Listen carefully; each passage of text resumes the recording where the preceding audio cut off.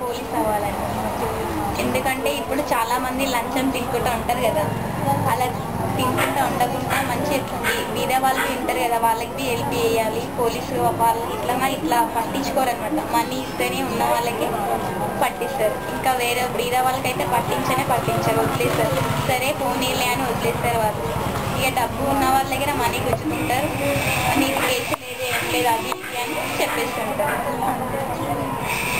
మీ daddy marriage లేకున్నా కానీ వాళ్ళని కొట్టి అది ఇది చేసి మ్యారేజ్కి ఒప్పిస్తారు. చిన్నప్పుడే 10th చదవక ముందుకే అది ఇది అనేసి పెట్టేస్తారు. మళ్ళీ అమ్మాయిలు మంచి చదువుకునే వాళ్ళకి ఇట్లా లైఫ్ మొత్తం వేస్ట్ అవుతుంది.